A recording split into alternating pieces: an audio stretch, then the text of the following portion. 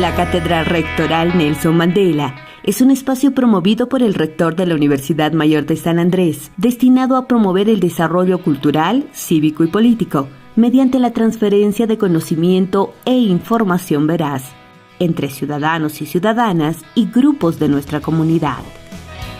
Casi un siglo de construcción de la democracia boliviana serán expuestos y analizados. El diálogo, la colaboración, la convivencia pacífica, el reconocimiento respetuoso del otro, el entendimiento y la reconciliación son los principios que guían la cátedra. Con expositores de excelencia, abriremos espacios de encuentro para personas de todo el país. Tendremos 20 módulos sobre democracia, consistentes en un texto, un cuestionario y una tarea. 20 conferencias nacionales e internacionales para profundizar en asuntos sobre democracia. 10 coloquios para debatir y reflexionar. Ven y forma parte de este proceso de enseñanza y aprendizaje. Del 10 de febrero al 30 de noviembre de 2022. Inscríbete escaneando el código QR.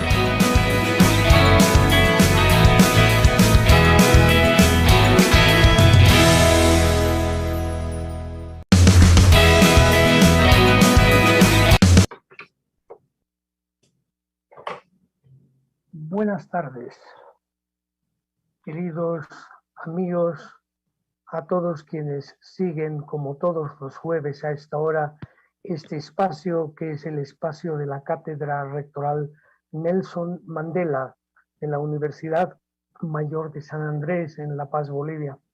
Un gusto saludarlos a todos y todas, darles la bienvenida una vez más.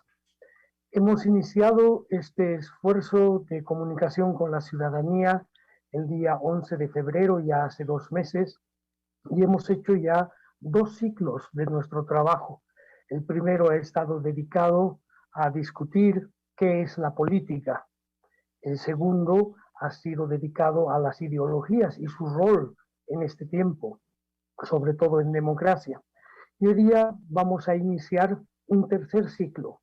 Es el ciclo dedicado a la democracia propiamente dicha.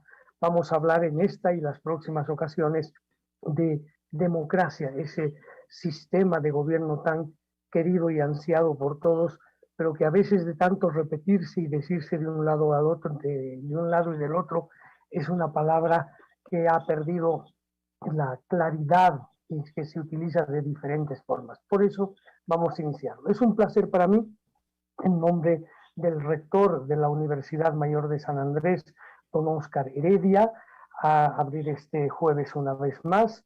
Y sin más que decir, y agradeciendo de antemano la colaboración que la Fundación Reencontrarnos nos brinda, le voy a dar la palabra a Erika Salinas, quien va a coordinar y moderar este espacio el día de hoy. Adelante, Erika, vamos a empezar. Muchísimas gracias, Julio, Ruth, y a todos los que están presentes. Es un verdadero placer, como siempre, acompañar esta iniciativa tan propicia para estos tiempos en que la democracia nos demanda las reflexiones. Y hoy estamos aquí nuevamente para profundizar y ampliar nuestro conocimiento y nuestras ideas al respecto. Es un honor, mi nombre es Erika Salinas y hago parte del equipo del programa Reencontrarnos, y estamos aquí justamente porque promovemos el diálogo y la participación en los valores y los principios democráticos. Tenemos ahora el honor de contar con la presencia de una invitada especial que nos acompaña desde Ecuador. Estamos con Ruth Hidalgo. Ruth es licenciada en Ciencias Jurídicas, abogada de la República y doctora en Jurisprudencia, directora ejecutiva de la Corporación Participación Ciudadana y articulista del blog Cuatro Pelagatos, consultora y experta en temas de transparencia, procesos electorales, democracia, diálogo político. Ruth es mediadora en conflictos, especializada en derecho administrativo y control parlamentario, autora y coautora de varias publicaciones académicas nacionales e internacionales. Ruth, es un verdadero placer tenerte en este espacio. Te agradecemos mucho tu tiempo y predisposición para ser parte de esta iniciativa y fortalecer todo lo que implica la democracia, los desafíos actuales y como Julio bien planteaba, el entenderla. Este es un primer capítulo del capítulo democracia y como sabes la democracia no es un concepto pétreo, no es algo que esté estanco, está en constante construcción y deconstrucción y estamos aquí contando contigo en este espacio para que podamos reflexionar con tu experiencia. Muchísimas gracias, así que Ruth te dejo el espacio sin más porque estamos aquí para escucharte a ti y para que empecemos y nos cuentes qué se entiende por democracia, cuáles son sus características y conversaremos también de más adelante con quienes nos están acompañando en línea para profundizar esta información. Es un verdadero honor. Te dejo la palabra entonces. Bueno, muchas gracias, Erika. Qué gusto. Un agradecimiento especial, Julio, a todos quienes están haciendo posible que yo tenga la oportunidad de compartir un poco de lo que sé, un poco de mi experiencia respecto en esta cátedra tan importante como la Nelson Mandela. Bueno, cuando ustedes me hicieron la invitación, inmediatamente, desde mi experiencia, yo soy profesora universitaria, enseño la cátedra de movimientos y partidos políticos y movimientos sociales. Entonces, el tema de la democracia es un tema, digamos, que al menos desde la cátedra yo la estoy mencionando y la estoy verbalizando casi a diario. Y desde la experiencia de ser directora de una organización que cumple 20 años de trabajo en el fortalecimiento de la democracia, también me hizo mucha ilusión el poder tener la oportunidad de compartir con ustedes y hablar y conversar sobre este tema tan en boga, pero también tan antiguo, tan buscado, tan construido y deconstruido.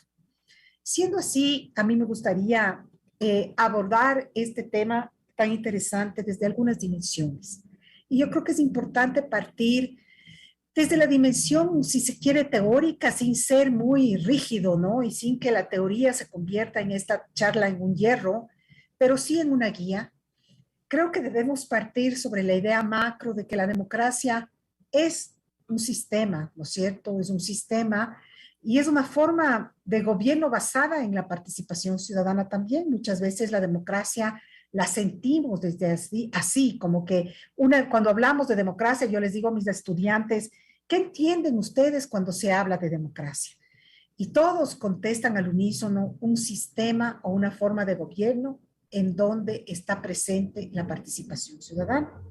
Más adelante podemos hablar y podemos valorar si efectivamente en la historia latinoamericana o en la historia ecuatoriana esta participación ciudadana ha sido realmente efectiva en la construcción y en el ejercicio de la democracia.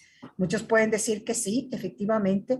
Otros pueden decir que en épocas y en ciertos espacios históricos la participación ciudadana ha sido un hecho innegable y transversal, como digo, en el ejercicio de la democracia. Sin embargo, es importante entender que cuando hablamos con democracia, tenemos que saber, o al menos tenemos que pensar en que cuando se habla de democracia, tenemos que entender que se promueve en una democracia siempre los derechos humanos, al menos desde deber ser, la libertad de expresión, la igualdad de oportunidades. Una democracia plena procura o debería procurar la justicia, el ejercicio pleno de la justicia y el bienestar de la sociedad. Sin embargo, la democracia también dispone como condición, digamos, sine qua non, no solamente la participación de los ciudadanos, sino sobre todo también el respeto a los derechos humanos y las libertades. Se entiende que existe democracia cuando en un sistema determinado, cada persona puede pensar, creer en lo que se quiera, moverse de una ciudad a otra, ser libre, pensar, organizarse con otras personas, expresarse y manifestarse sin ningún temor. Una de las importantes características de la democracia tiene varias características. Podríamos mencionar el Estado de Derecho y la ley común, la participación ciudadana que mencionaba, el sufragio universal, secreto, periódico, libre, la autonomía de los poderes públicos, la rendición de cuentas y la limitación del poder. En teoría, nosotros cuando hablamos de democracia, decimos que un país podría decirse que tiene una democracia plena cuando estos 6 elementos o 5 o 6 elementos que acabo de mencionar son ejercidos a cabalidad. Y quizá en este punto vale la pena ir desmenuzándolo uno por uno. Y yo mencionaba el primero, que es uno muy importante, que es el Estado de Derecho y la ley común, es decir, el imperio de la ley. ¿Qué se entiende por Estado de Derecho? ¿Qué significa este Estado de Derecho, verdad? Y aquí les podría indicar que todo gobierno democrático debe estar limitado de alguna manera o debe estar controlado por el Estado de Derecho, que viene a ser la Constitución, la ley, el imperio de la ley, el marco legal que regula no solamente las relaciones interpersonales, pero en general que regula el relacionamiento entre poderes y ciudadanía, entre poderes, entre ellos, entre sectores públicos, privados, y además el Estado de Derecho es este conjunto, ¿no es cierto?, de derechos políticos, civiles, humanos, que se articulan alrededor de la Constitución, alrededor de la ley, y que hacen más factible y que hacen más efectiva la convivencia social en un Estado, en una nación. En segundo lugar, también la democracia, una de las características de la democracia es la participación ciudadana que mencionaba hace un momento. Y a través de la participación ciudadana, muchas veces cuando yo en clases hablo de la participación ciudadana, mis estudiantes preguntan, bueno, ¿y qué es la participación ciudadana? ¿Cómo deberíamos entenderla? Y bueno, esta se entiende de distintas formas. En el caso ecuatoriano, quiero comentarles que la participación ciudadana es un derecho que está transversalizado durante a lo largo y a lo ancho de la Constitución política. Antes del año 2008, la participación ciudadana en el Ecuador era un concepto a través del cual se articularon muchos movimientos sociales y que era un concepto perseguido, ¿no es cierto?, muy ávidamente, pero no estaba escrito y no estaba absolutamente verbalizado en la Constitución política. A partir del 2008, la participación ciudadana atraviesa la Constitución política del Ecuador y lo que en varios textos lo que se explica o lo que se entiende por participación ciudadana es la capacidad de los individuos de involucrarse activamente en la toma de decisiones que involucran muchas veces políticas públicas, leyes y decisiones sobre todo que cambian los estilos de vida de todos y de todas. Pero dentro de la participación ciudadana, si nosotros analizamos el concepto, están otras cosas más. La participación ciudadana también involucra, por ejemplo, el ejercicio del voto y el sufragio, que es uno de los ejercicios más importantes de democracia directa que tiene el ciudadano para participar activamente en los hechos políticos y sobre todo con poder de decisión para decidir a través de este derecho quienes los van a representar. Es interesante que la participación ciudadana también en un Estado de Derecho se manifiesta muchas veces también a través de la capacidad y el ejercicio pleno del derecho de asociación, ¿no es cierto?, a través del cual articulada la sociedad civil muchas veces o la ciudadanía, ya sea dentro de las organizaciones, por ejemplo, no gubernamentales, pueden participar también haciendo incidencia en distintos espacios que pueden ser locales o nacionales para involucrarse en la toma de decisiones de la cosa pública. Pero también la participación ciudadana puede verse presente o puede identificarse como la capacidad también de los ciudadanos de participar activamente en un espacio político partidista. La afiliación política también es una manera de participación ciudadana, porque a través de esta afiliación política, los ciudadanos, cuando se vuelven ya afiliados a una tienda, tal o cual tienda política, tienen la capacidad también de participar activamente en la delimitación o la construcción de planes de trabajo o planes de idearios políticos y desde la militancia acceder también a un espacio después de decisión política o un espacio un espacio político a través del voto, ¿no es cierto? A través de designación de voto, quería decir, y participar activamente también en cambios cualitativos importantes a través de leyes, por ejemplo, si es que logran llegar a un espacio un espacio de legislación, pero lo importante es que esa también se toma en cuenta como una característica de participación política. A participación ciudadana. Adicionalmente, es algo importante que hay una característica importante que viene ligada a la participación ciudadana, y es esta capacidad de que a través de este derecho de participación ciudadana se pueda pedir rendición de cuentas a las autoridades. Esto se conoce con el nombre del ejercicio del control social. El control social es una de las actividades muy interesantes y que son casi, digamos, inherentes a los ciudadanos y al ejercicio de la ciudadanía y de la participación ciudadana en sí. Y yo les quiero poner un ejemplo para un poco ilustrar lo que estoy diciendo. En la organización Participación Ciudadana, que se llama así, de la cual yo provengo, nosotros tenemos muchas actividades, por ejemplo, de veedurías, de observatorios, de rendición de cuentas, de monitoreos del uso del gasto público, y a través de esas actividades, este es el mejor ejemplo que yo les puedo poner a ustedes de participación ciudadana plena, porque como ciudadanos lo que hacemos a través de estos procesos de observación, de monitoreo, de incidencia, muchas veces en leyes, en observaciones de leyes con los gobiernos autónomos descentralizados, con los gobiernos locales, los municipios, participamos activamente en la toma de decisiones de estos espacios políticos o de estos espacios del sector público. Por lo tanto, creo que queda explicado de la mejor manera posible cómo la participación de la ciudadanía o el ejercicio de la participación ciudadana hace parte de la democracia. Porque si volvemos al concepto originario de la democracia, el espacio en donde convergen varios actores y es una forma de gobierno que engloba la misma participación ciudadana, entonces estas actividades que les acabo de comentar forman parte directa del Estado de Derecho y de la característica de la democracia. Yo les había hablado también de que una de las características de la democracia es el sufragio universal, del Estado de Derecho también.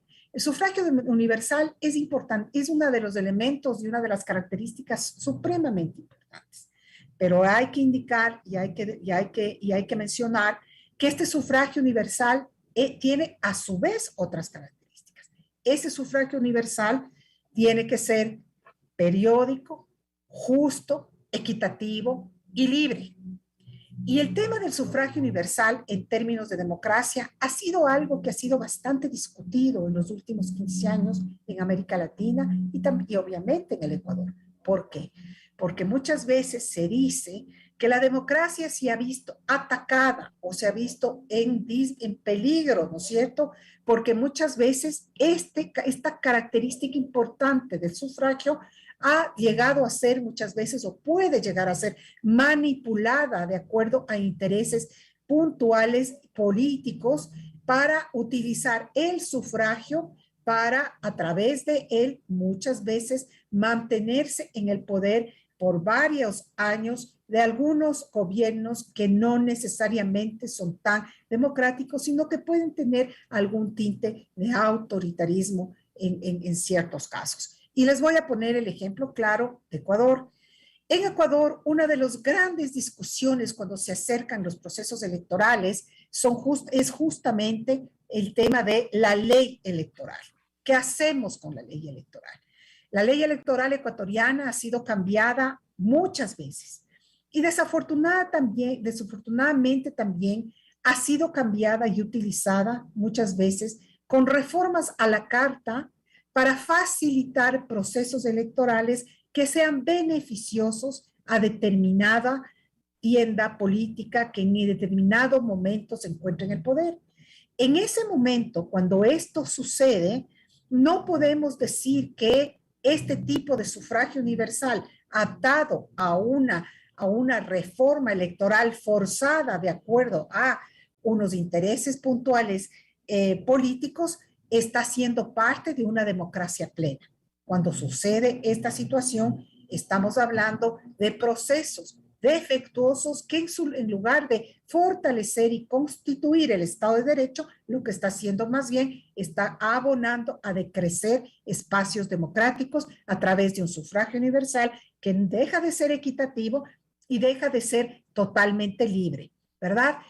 De todas maneras, es importante estar de acuerdo o entender que en democracia la legitimidad de los gobiernos democráticos descansan siempre en el voto popular, siempre y cuando este voto popular esté afianzado a su vez o descanse en normas electorales que promueven la equidad, que sean equitativas y que promuevan elecciones libres y que respeten el derecho a la equidad y a la libre y igual participación de todos y todos los actores políticos en igualdad de condiciones, ¿verdad? Sin coerción ni intromisión por parte del Estado. Otra característica importante y necesaria de la democracia, y allí, Erika, por favor, me avisas del tiempo, porque tengo entendido que tengo un tiempo puntual, por favor, para que tú me ayudes. Obviamente, una cosa que se llama la independencia o autonomía de los poderes. En democracia, los poderes tienen que estar respetados, o más que nada tienen que estar desenvueltos o tienen que desenvolverse de forma independiente. Y esa es una de las características más importantes para hablar de democracia. Cuando nosotros hablamos en que tal país o tal otro país es democrático, inmediatamente pensamos, o yo inmediatamente pienso, en que sus instituciones y especialmente los órganos de control son independientes. ¿Por qué es importante? Yo creo que eso es importante decirlo. Un país que no tenga órganos de control independientes, especialmente la justicia, es un país cuya democracia está herida de muerte. ¿Por qué? Porque los órganos de control cumplen funciones específicas importantísimas. La función judicial, ¿cuál es su principal función? ¿Verdad? Perdón la repetición de la palabra. La función judicial tiene por obligación jurídica el garantizar a los ciudadanos y las ciudadanas algo que es importante, que es el acceso a la justicia y el debido proceso. Cuando los órganos de control como la justicia son cooptados por la política, entonces dejan de ser órganos en donde el órgano judicial deja de ser el órgano que garantice el acceso a la justicia y el debido proceso y empieza a ser un órgano utilizado para perseguir políticamente a sus adversarios. Y en ese momento se destruye el principio básico de legalidad sobre el cual tiene que descansar y descansa una democracia plena. Por eso es importante defender la independencia de poderes, defender sobre todo la independencia de la justicia. En democracias mucho más evolucionadas, por decirlo de alguna manera, nosotros podemos ver que lo que más funciona en estos países es la función judicial, es la justicia. En los países con democracias mucho más estables, sabemos que el que comete un delito tiene que pagar por ello, independientemente de quién sea, y a veces, y en general, en aquellas democracias en donde son democracias mucho más plenas y evolucionadas, los delitos de cuello blanco, los delitos de corrupción son muchas veces los más castigados, son los más perseguidos y son los más que ejemplarmente son más castigados. Por eso es importante cuidar la independencia y es tan importante que la independencia judicial, por eso es tan importante la independencia judicial y se la toma a la independencia del Poder Judicial como uno de los pilares más importantes de la democracia. Pero también los otros órganos de control son tremendamente importantes. Y yo podría mencionar dos órganos importantes que en este momento se me vienen a la mente. Uno son la Contraloría del General del Estado, que es el órgano que tiene como obligación jurídica el controlar el uso adecuado de recursos públicos y el es el que establece de al menos de alguna manera dentro del Estado, uno de los poderes, dentro de los poderes del Estado, el que controla sobre todo que el poder en general no cometa desmanes con el uso de recursos públicos, y se dice que la Contraloría General del Estado es el pararrayo contra los procesos de corrupción. En este sentido, es importante mencionar que los órganos de control como, aparte de los órganos judiciales, la Contraloría, la Fiscalía, ¿verdad?, del Estado y la Procuraduría, son los órganos más delicados que en la democracia deberíamos cuidar, porque son los órganos que controlan los desmanes del poder, investigan los casos de corrupción y ponen las reglas claras y delimitan el uso de recursos públicos por parte del Ejecutivo. Yo quisiera contarles si me permiten, un ejemplo. En el caso ecuatoriano, la Contraloría se dice que políticamente es la joya de la corona, porque desafortunadamente por mucho tiempo la Contraloría fue cooptada políticamente. De hecho, nosotros actualmente tenemos la gran vergüenza que nuestro Contralor, que fue 8 años Contralor del Estado, está preso actualmente en los Estados Unidos por corrupción.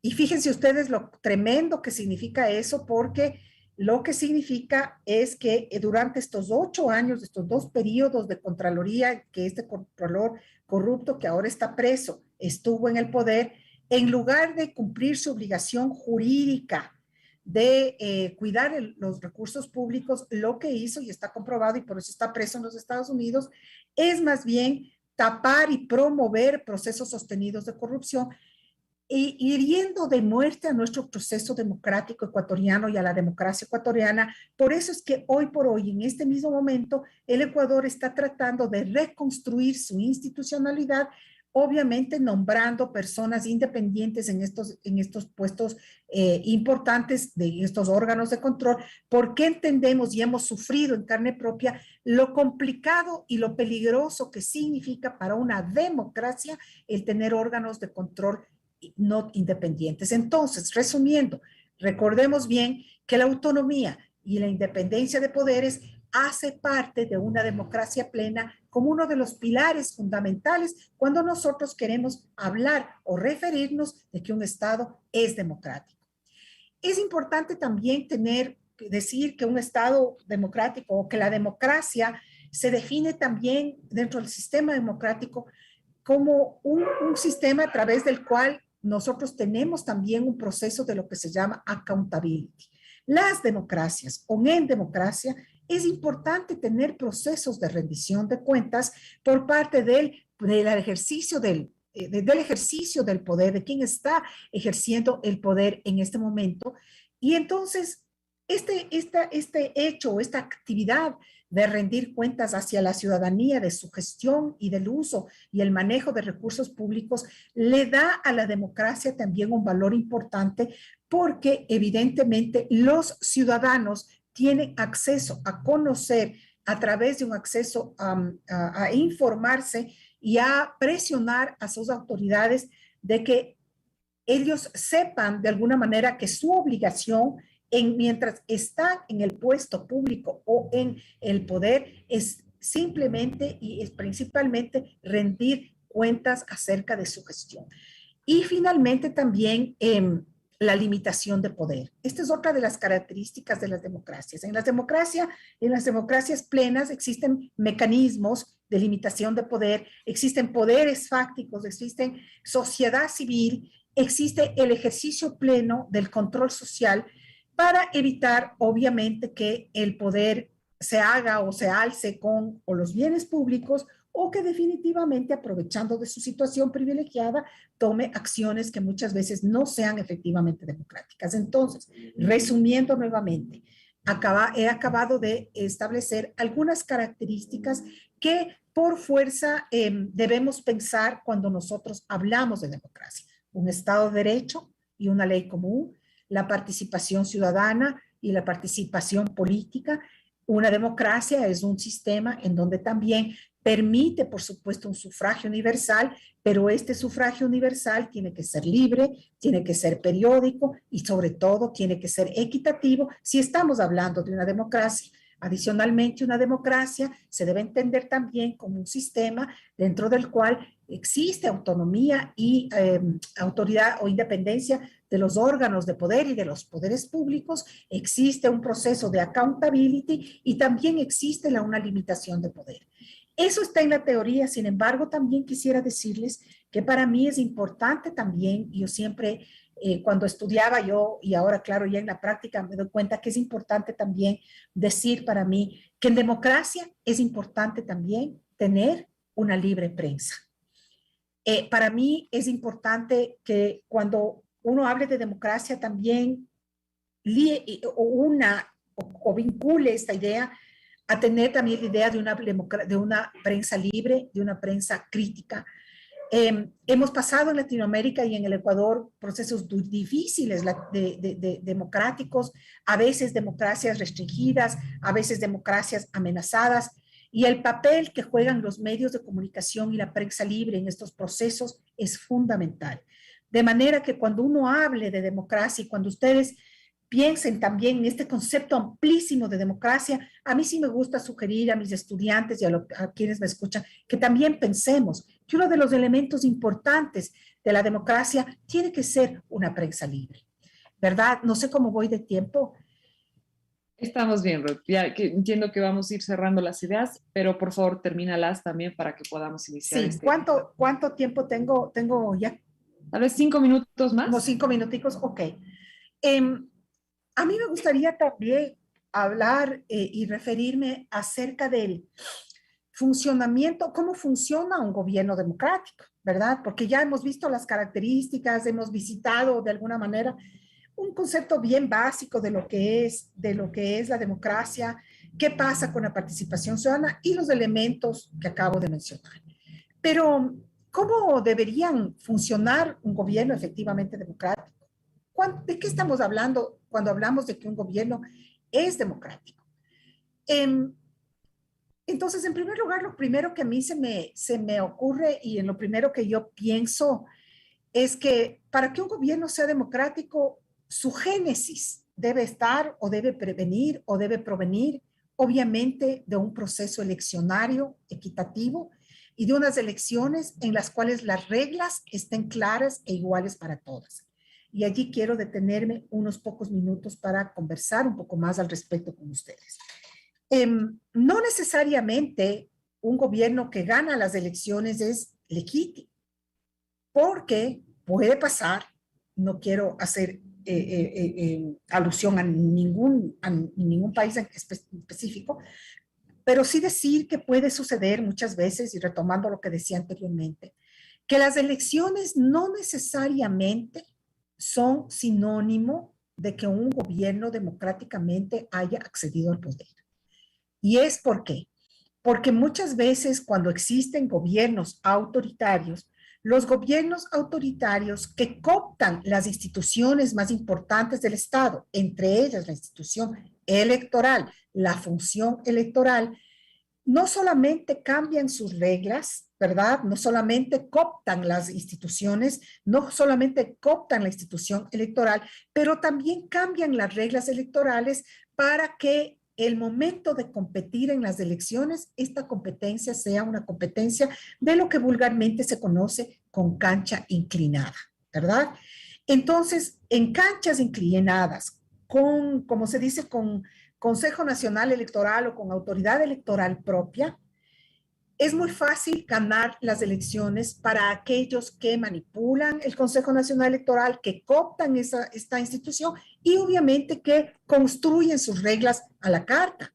En esos casos puntuales y específicos no podemos hablar de elecciones justas, ni elecciones libres y peor equitativas. Entonces estamos al borde o estamos enfrente de una democracia electoral, pero no una democracia ciudadana y no una democracia plena, ¿verdad? Entonces, ¿por qué les cuento todo esto? Porque creo que es importante empezar entendiendo y partir entendiendo que un gobierno democrático que se precie de ello es aquel que llega al ejercicio del poder a través de unas elecciones perfectamente libres, con reglas claras, pero sobre todo con reglas equitativas para todos, ¿verdad?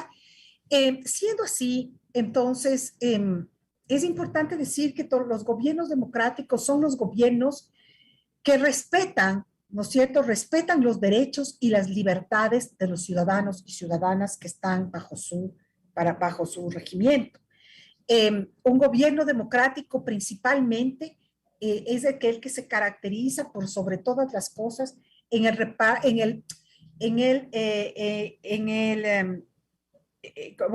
que respeta, en el respeto de los órganos de control.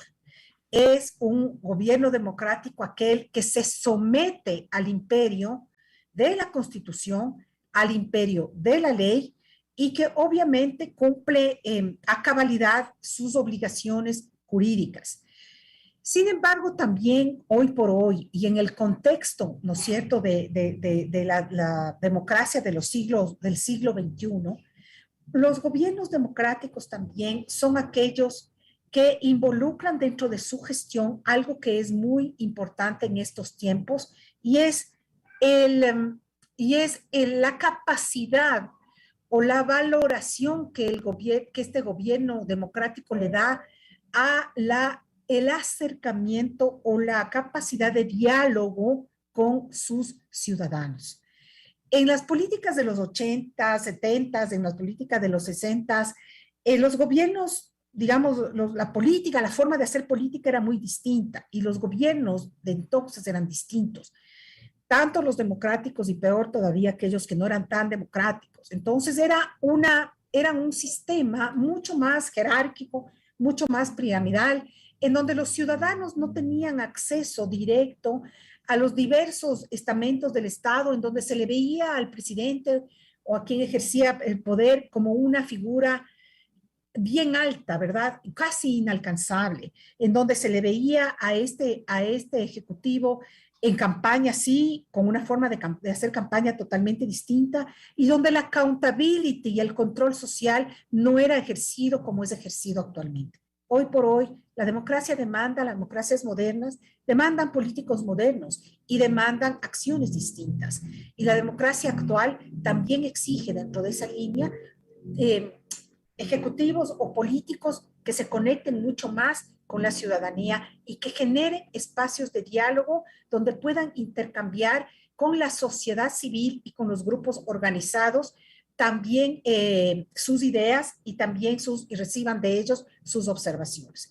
Muchos de los problemas actualmente, queridos estudiantes que me acompañan la tarde de hoy, que se generan en las democracias latinoamericanas en los últimos años, en los últimos 10 años, ha sido justamente esta incapacidad muchas veces de los políticos o de los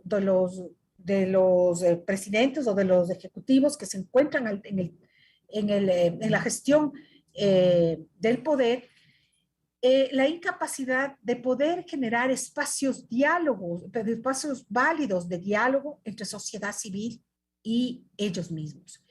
Y claro, hoy por hoy ustedes ven que actualmente ya la política actual latinoamericana está ejerciendo presión a los mismos políticos para cambiar de estilo y para cambiar de forma de relacionarse.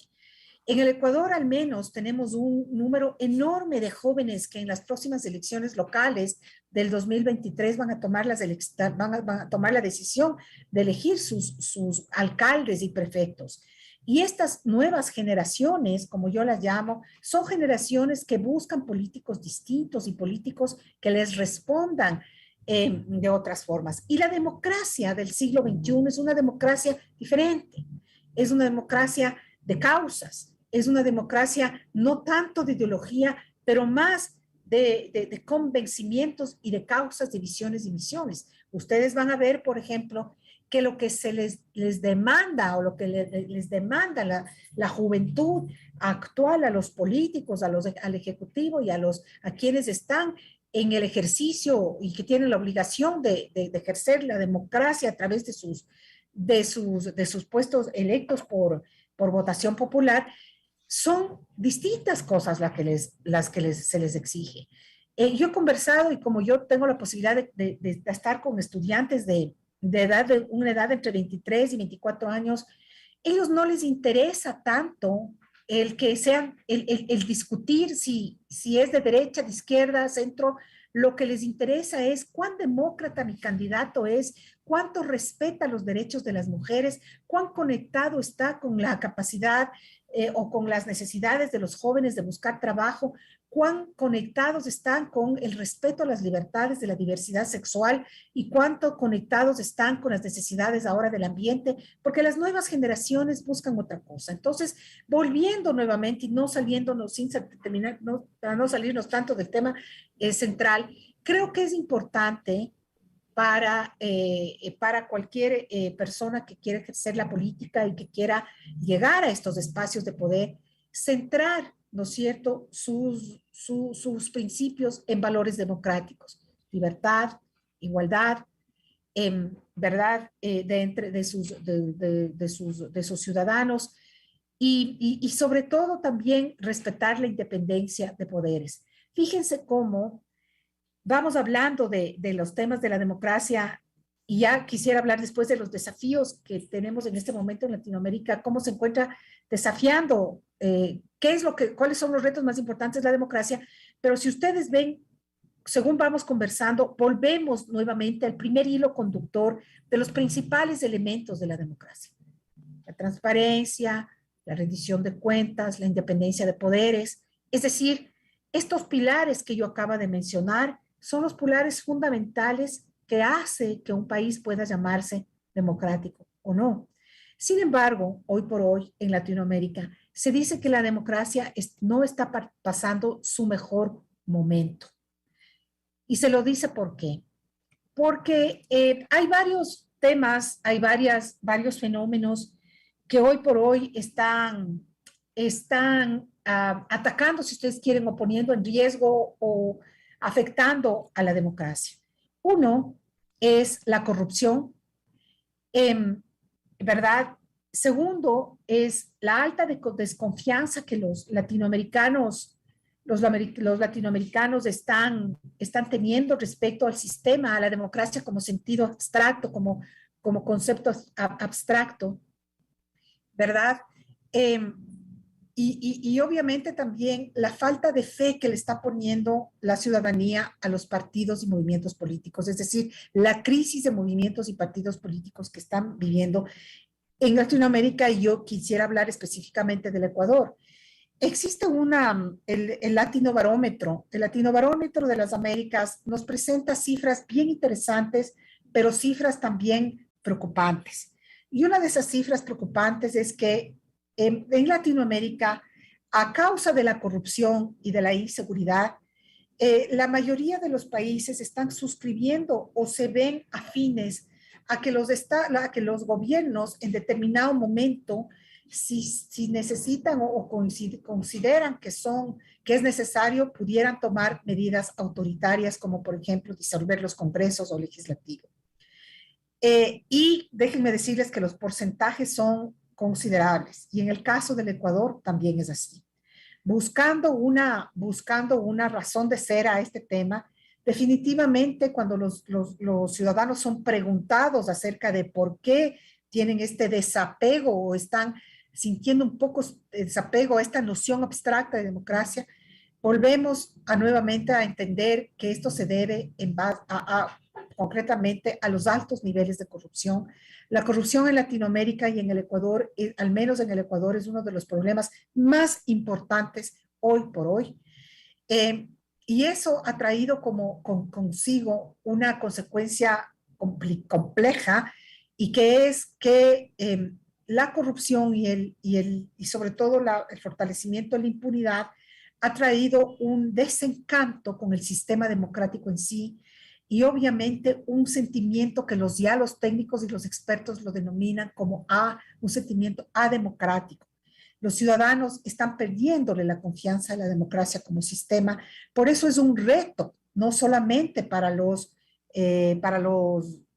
quienes rigen, digamos, los estados, pero también para los ciudadanos en recuperar el sentido democrático de los países y luchar porque esto siga más bien, para más bien fortalecer el sistema en sí democrático y evitar que se siga la democracia yendo hacia abajo, como sistema, Disculpa, como concepto. perdona, Ruth, que te interrumpa, disculpa, pues se está consumiendo ya, se ha Sí. consumido ya el tiempo y tenemos mucha gente participando, así que si ahí ya podemos ir cerrando la idea para dar pie a algunas participaciones que tenemos, como te decía, en redes sociales.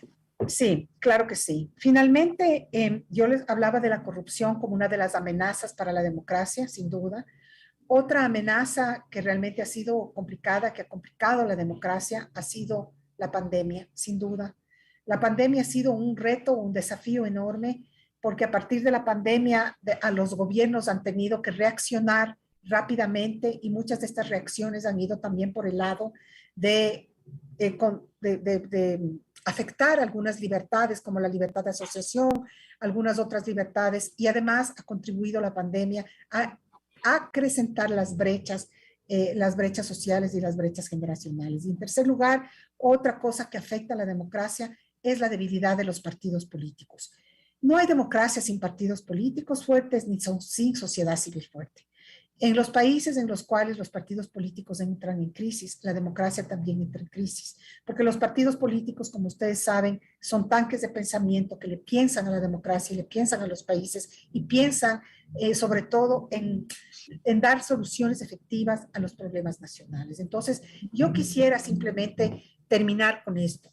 Primero, recordar las características del Estado de Derecho, de una democracia, y después hablar, si quieren más luego a través de las preguntas, en los riesgos de la democracia y los desafíos y los ataques actuales de la democracia. La corrupción, la pandemia, la debilidad de los partidos políticos, ¿no? Y en la pandemia yo creo que va obviamente inmersa la pobreza, porque obviamente la pandemia ha acrecentado y acentuado los niveles de pobreza, ¿no? Y yo creo que con eso quizá podríamos terminar, si tú quieres, y más bien conversamos con quienes están participando y nos acompañan en las redes sociales. Muchísimas gracias, Ruth.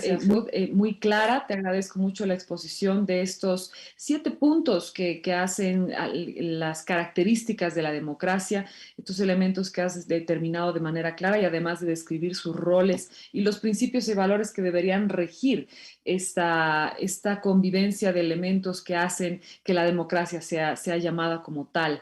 Y ahí me pregunto entonces, habías hablado, por ejemplo, del diálogo que se debe generar entre los actores y cómo las democracias actuales han entendido que deben abrirse a la ciudadanía e incluir a la misma en la construcción de estas transformaciones y políticas públicas y todo lo que hace a la agenda de todos y todas.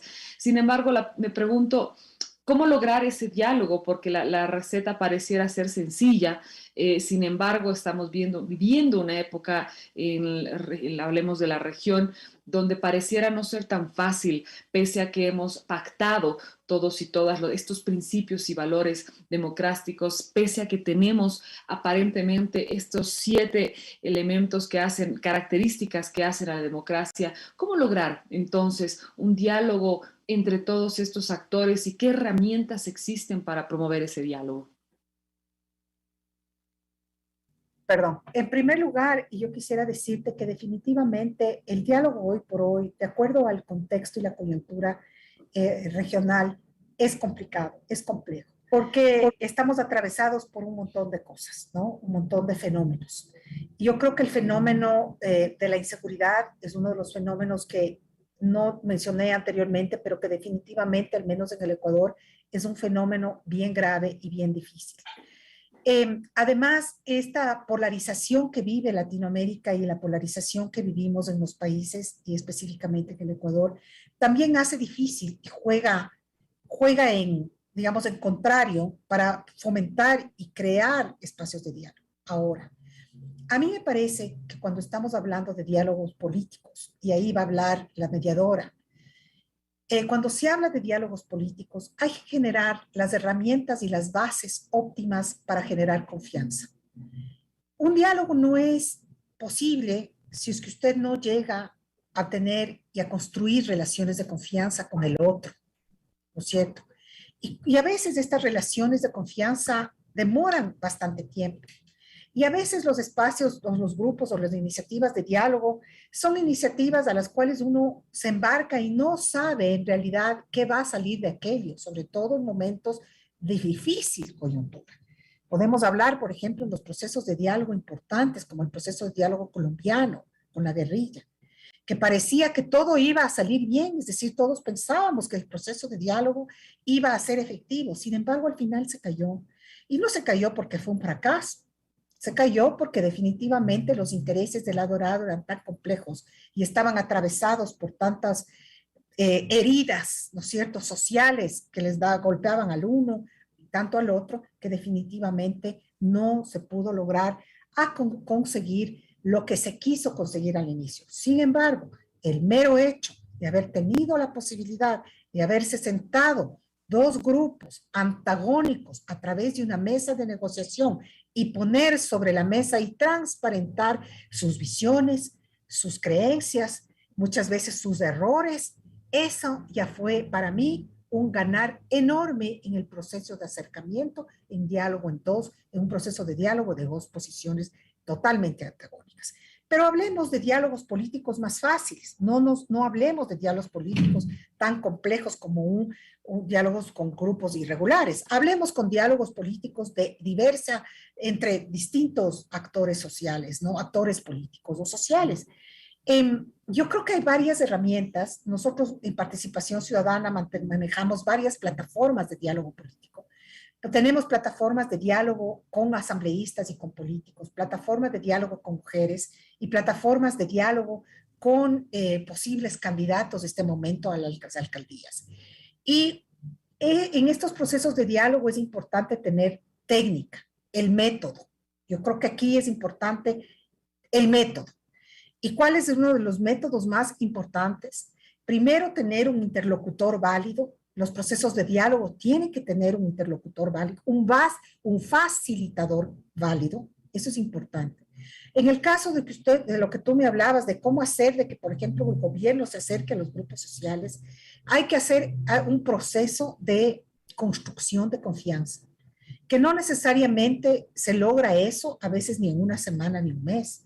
Son procesos procesos de acercamientos, pequeños procesos de acercamientos a diversos grupos sociales para ganar confianza y a base de la construcción de confianza ir caminando y transitando hacia un proceso de diálogo más grande y más amplio en donde se van a poner de un lado y del otro las expectativas, lo que se quiere, las demandas, muchas veces son demandas o simplemente un intercambio de opiniones o un intercambio de, ¿cómo se llama?, de contribuciones. Muchas veces, Erika, los procesos de diálogo se complican porque los actores involucrados o que deberían estar involucrados no se han conocido y no han generado un espacio válido anterior para simplemente conocer e interactuarse y darse cuenta que son iguales, que todos buscan lo mismo o quizá buscan cosas distintas, pero son ciudadanos iguales el uno y el otro.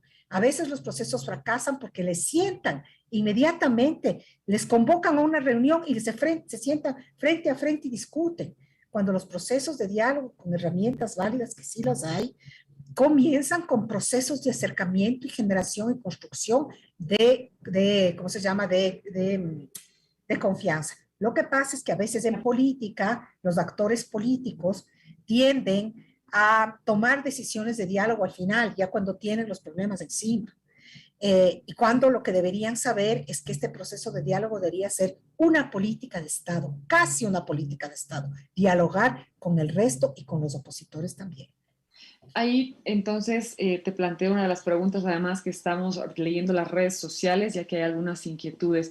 Yo creo que los ciudadanos y las ciudadanas podemos percibir las amenazas y las condiciones en las que están hoy por hoy los sistemas democráticos, como bien dices, más aún más sentidas después de la pandemia.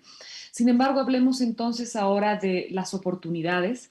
¿Cuáles crees que son esos escenarios positivos que se han dado, que nos pueden llenar de esperanza para seguir construyendo y apostando por estos sistemas de gobierno? Así que, ¿cuáles pudieras identificar que son esas principales oportunidades que tienen hoy en las democracias? Esta es una pregunta que jalo de las redes sociales, que viene de Nayelis Meléndez, quien nos está acompañando. Te agradezco, Nayelis, y ahí te doy el pie para que nos hables entonces ahora de esas luces que tenemos en estos escenarios tan difíciles y conflictivos hoy en día. Yo, como profesora universitaria, Erika, yo tengo una fe enorme en las nuevas generaciones. Creo que estamos viviendo un cambio importante, digamos, en el mundo, un cambio de mentalidad. La pandemia nos cambió, nos hizo virtuales, nos presentó desafíos, nos quitó cosas, pero creo que también nos trajo otras cosas. Y yo creo que es bueno lo que yo veo, al menos de mis estudiantes, que hay este nuevo replanteamiento y repensamiento de una democracia más humana, ¿no es cierto? Entonces, a mí me da mucha esperanza ver estudiantes, por ejemplo, que hablan de profesionalizarse para hacer política, de tener estudiantes, hombres y mujeres, que quieren prepararse porque quieren cambiar las cosas y quieren cambiar y participar directamente en políticas públicas. Me encanta esta nueva generación de mujeres fuertes, de mujeres empoderadas y de mujeres que quieren seguir cambiando la democracia desde una visión en clave de feminista, en clave de derechos humanos. Y entonces yo, por ejemplo, si tú me dices, ¿qué ves de tema positivo? Y yo creo que las nuevas generaciones tienen ya en sus manos, no son el futuro de la democracia, son la democracia actual, porque hoy por hoy tenemos estudiantes distintos y juventudes más preparadas. Yo no soy una persona muy mayor, pero sí te puedo decir que yo comparo y me comparo a mí misma cuando yo era una estudiante universitaria, lo que nos planteábamos en ese tiempo versus lo que los jóvenes hoy por hoy se plantean a fuerza de todas las herramientas que tenemos. Ahora tenemos herramientas importantísimas que pueden ser utilizadas para fortalecer la democracia, las mismas redes sociales. Entonces, para mí, la esperanza son las nuevas generaciones. Excelente, aquí entonces continuamos con las participaciones. Por ejemplo, está Juan Carlos Ferreira, quien nos está pidiendo hacer una valoración un poco, yo sé que temeraria, pero bueno, seguramente a todos nos viene a la cabeza la misma pregunta cuando hablamos, identificamos estas características y componentes tan claros. En tu opinión, Ruth, la región latinoamericana, ¿puedes considerarla como democrática? Tenías razón cuando decías que era una pregunta temeraria. Analicemos desde varios, yo creo que esta respuesta debe ser analizada por varias aristas y desde varias dimensiones. Si entendemos la democracia como el ejercicio de todo lo que acababa de mencionar y también de elecciones libres, ¿verdad? Con reglas claras y equitativas, si es que en la mayoría de los países latinoamericanos los jefes de Estado llegan al poder con elecciones libres y reglas equitativas, podemos decir por cada país que tal país individualmente tiene o es o no es democrático. Por ejemplo, nos puede gustar o no nos puede gustar más o menos la última elección del presidente chileno. ¿Y por qué lo digo? Traigo colación al presidente chileno. Porque es joven, porque es un presidente antisistema, porque representa las causas, porque representa una movida, ¿no es cierto?, político, social, totalmente distinta. Gana las elecciones, no les gusta a mucha gente, a otros les gusta mucho, es apoyado o no apoyado. Y si tú me preguntas, ¿existe esto? Este es un presidente que viene de un proceso democrático, yo te digo sí, porque viene de unas elecciones libres y viene de un proceso equitativo con reglas claras y reglas equitativas, y finalmente la mayoría del electorado le ha dado el voto. Entonces yo te puedo decir, sí, este país de Latinoamérica es democrático. El Ecuador es democrático, sí. Estamos en problemas complejos con muchas cosas de seguridad, y desinstitucionalización, pero sí es un país democrático, se respetan las libertades, la libre prensa se ejerce, se ha llegado al tema de electoral a tener, digamos, por elecciones libres, equitativas, transparentes, sin ningún problema. Sí, el Perú, podemos estar de acuerdo, no podemos estar de acuerdo con el presidente peruano, sin embargo, es claro que llegó al poder por un ejercicio de su derecho de participación política, es un ejercicio de unas elecciones libres en que le colocaron allí por el voto popular. Su forma de gobernar está siendo bastante criticada, ¿verdad? De todas maneras, no podemos decir que es un país o un régimen, digamos, autoritario o no democrático. Pero también tenemos en Latinoamérica algunos regímenes que no cumplen con las características que yo mencionaba al inicio, ¿no es cierto? En concreto, tenemos un país como Venezuela, por ejemplo, en cuyo territorio está una persona que se ha perpetuado o está instalado en el poder desde hace muchos años, en donde las elecciones son cuestionadas no solamente internamente, pero también son cuestionadas por la comunidad internacional y por organismos de reconocimiento internacional y ético, como por ejemplo la OEA y las misiones de observación. Y además está siendo cuestionada porque de las 7 características que mencionamos, no las cumple ninguna. No hay rendición de cuentas, no existe accountability, no existe prensa libre, no existe independencia de poderes.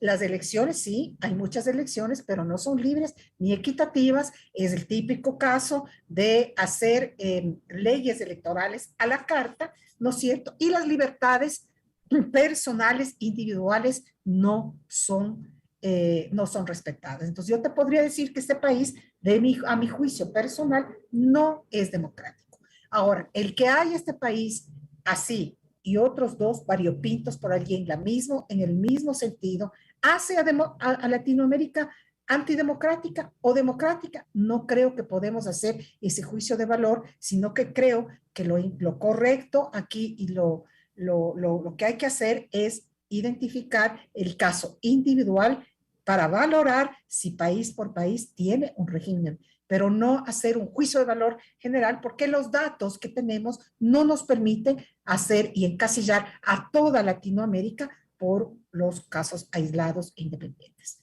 Excelente. Ahora cierro con la participación que tenemos de Irlene Martínez, rescatando también lo que habías dicho de que la esperanza o lo positivo se encuentra con mucho énfasis en las nuevas generaciones.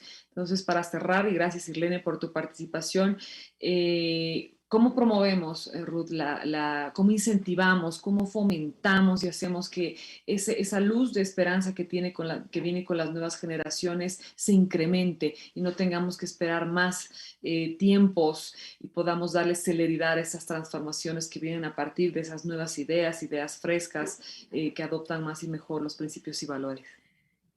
Gracias, Irlene, por la pregunta. Te quiero comentar un poco una anécdota, casi anécdota, que es un ejercicio práctico de hacer esta semana con mis estudiantes.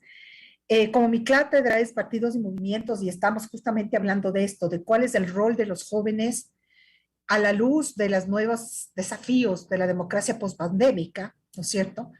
Hemos estado haciendo un ejercicio casi como un taller de ideas y una lluvia de ideas desde ellos mismos, ¿verdad?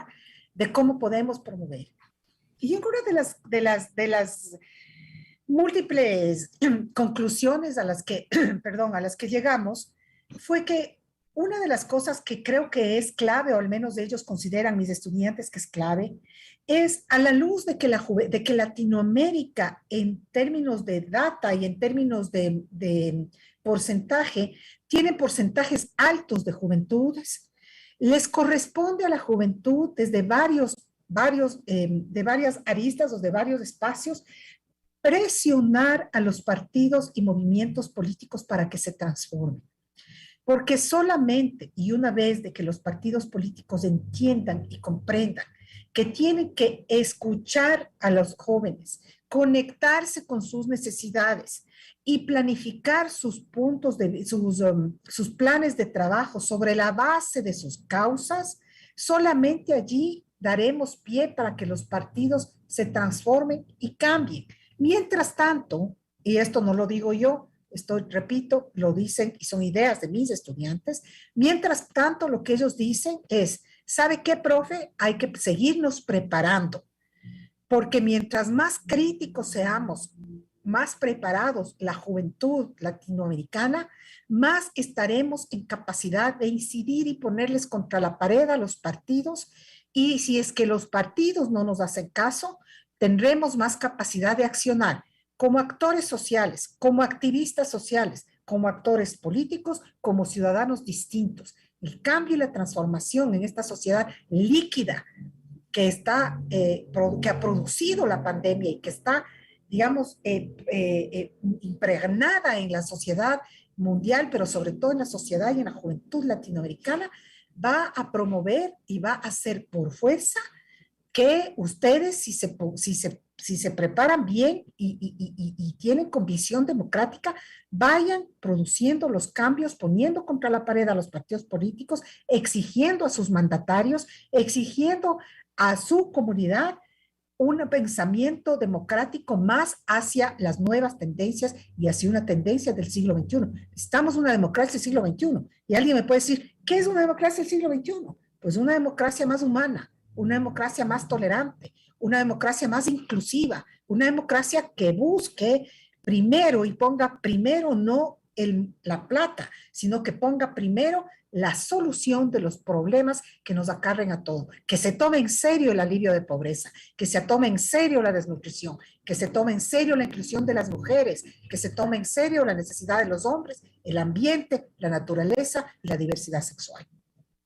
Excelente, Ruth, te agradezco un montón. Muchísimas gracias por la claridad en la descripción de estos componentes, los desafíos, los roles y, por supuesto, el énfasis en las oportunidades que tenemos para seguir construyendo, adaptando, deconstruyendo y volviendo a construir todos los sistemas democráticos que sin duda son una conquista de todos y todos los ciudadanos a la que debemos seguir apostando pese a sus dificultades. Y es justamente por eso que estamos aquí, por seguirnos preparando, por seguirnos formando, porque no hay manera de rendirse en esta búsqueda de la complementariedad de todas estas características que hacen a la democracia. Así que muchísimas gracias por esa claridad y llegamos, creo, ya al final de estas participaciones.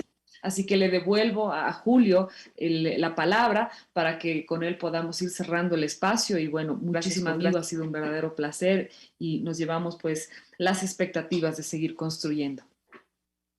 Gracias, Erika, y gracias, Ruth, por haber empezado este ciclo de conferencias y de coloquios que vamos a tener sobre la democracia con una explicación tan amplia que nos deja un listado de cosas que las democracias deben cumplir. Creo que va a venir bien para toda la gente que quiere entrarle en el tema el volver a escuchar o el escuchar en diferido esta charla para contar 1, 2, 3, 4, 5, 6, 7, cumple o no cumple, somos democráticos o no somos. Te agradezco mucho, ese ingreso nos permite entrar muy lindamente en esta tu charla, que también nos permite además conocer desde otros puntos de vista, desde otro país tan cercano, pero también tan lejano geográficamente, pero tan cercano al nuestro, como los problemas y las virtudes de nuestros sistemas son repetidos, se producen aquí y se producen allá, estamos pensando las mismas cosas, estamos preocupados por los mismos temas. Muchísimas gracias. A todos aquellos que han seguido en vivo y aquellos que van a escuchar y ver esta presentación en diferido las próximas semanas, también un agradecimiento por el tiempo valioso que se invierte en aprender, en escuchar, en reflexionar. Decirles que la Cátedra Rectoral Nelson Mandela de la Universidad Mayor de San Andrés va a entrar el mes de mayo en un tercer momento que para nosotros es clave, que es lo que hemos llamado la construcción de un repositorio de la memoria democrática boliviana, en un momento en que parece que hemos olvidado un poco que la democracia, la nuestra, ha sido parte de un esfuerzo de generaciones que hemos tardado, unos más desde los bisabuelos hasta los jóvenes políticos de hoy, en construirla. Ese es nuestro próximo desafío, vamos a estar comunicándonos con ellos y dándoles a todos la información necesaria para que podamos participar en este esfuerzo. En nombre del señor rector, don Óscar Heredia Vargas, que permite desde el rectorado este espacio, ¿no? Y agradeciendo nuevamente a todos por la participación, lo doy por terminado y un fuerte abrazo. Nos vamos a ver el próximo jueves y vamos a seguir hablando de democracia y libertad. Buenas noches.